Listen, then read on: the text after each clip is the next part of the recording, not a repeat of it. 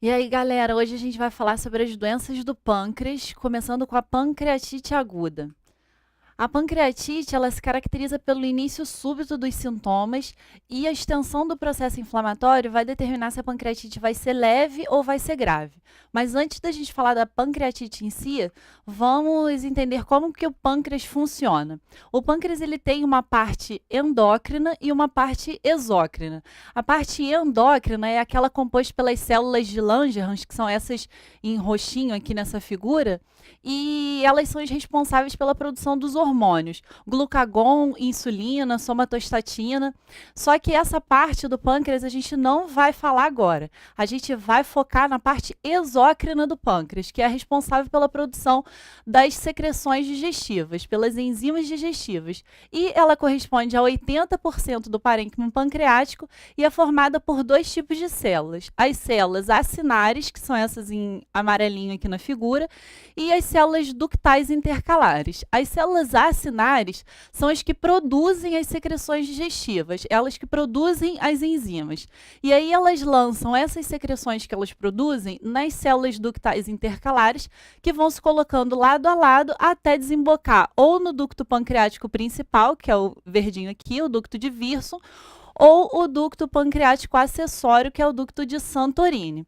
Então, como que acontece a formação dessas enzimas digestivas? As células acinares produzem essas secreções são lançadas nas células ductais, chegam até o ducto principal ou acessório e vão cair lá na segunda porção do duodeno, aqui, através da papila maior, no caso do ducto de Wirsung, ou da papila menor, no caso do ducto de Santorini.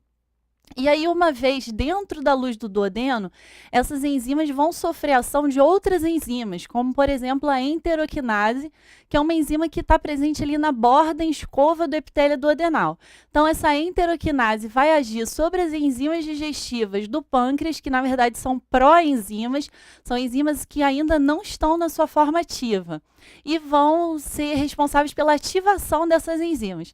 Então, a enteroquinase sai lá da borda em escova do epitélio do duodeno, age, por exemplo, no tripsinogênio, transformando ele em tripsina, que é a enzima ativa que vai agir nas proteínas ali do nosso bolo alimentar. Isso é o que acontece de forma normal, o que normalmente acontece na produção da secreção pancreática.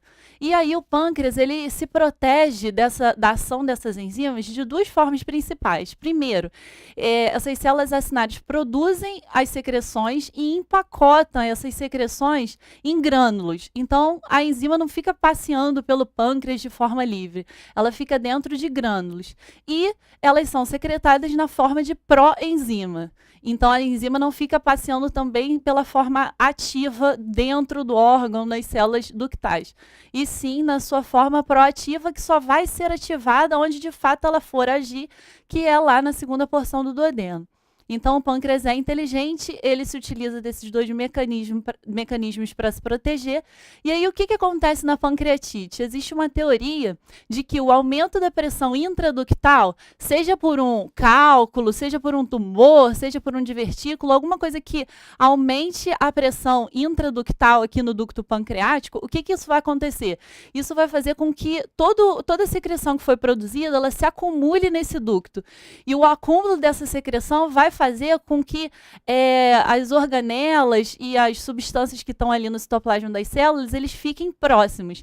Então, por exemplo, a gente tem um grânulo com uma proenzima contendo o tripsinogênio, por exemplo, e do lado a gente tem um vacúolo citoplasmático que contém a catepsina B. E aí o que acontece? Eu tenho meu grânulo com tripsinogênio e um vacúolo citoplasmático que agora vão ficar próximos, porque a pressão ali dentro está muito alta. E aí, o que isso vai propiciar? A fusão dessas duas substâncias. E a catepsina B, por exemplo, que a gente usou aqui, ela é um fator importante de ativação do tripsinogênio, vai acabar ativando a enzima dentro do órgão e essa enzima vai começar a agir dentro do pâncreas, que é o que a gente não queria. Então, vai acontecer um fenômeno que a gente chama da autodigestão. Então, só para fixar aqui, aumentou a pressão no ducto pancreático, seja por qualquer dessas causas que a gente vai ver lá na frente, E esse aumento da pressão fez com que os zimogênios eles se fundissem. Por exemplo, uniu um grânulo que contém tripsinogênio com um vácuo citoplasmático que contém a catepsina B, ativei o tripsinogênio, virou tripsina e começa a autodigerir, começa a agir.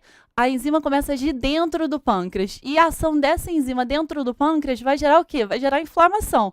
Não é para ter enzima agindo dentro do órgão. Uma vez que isso acontece, gera inflamação, eu vou ativar principalmente neutrófilo e vai ser gerada uma resposta inflamatória nesse órgão. Então, a gente diz que a pancreatite, ela tem 3 fases. A primeira fase é o quê? Ativação das enzimas no interior do órgão, que a gente já falou.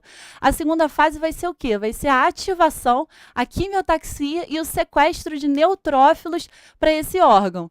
E a terceira coisa vai ser, uma vez ativada essa enzima dentro do órgão e estimuladas as citocinas inflamatórias, quais serão as respostas que a gente vai ter à distância, baseado na ativação dessas enzimas e a ativação da resposta inflamatória. E lembrar que, eu coloquei essa estrela aqui para a gente lembrar, que quanto maior for a resposta inflamatória desencadeada nesse momento, maior será a gravidade da pancreatite.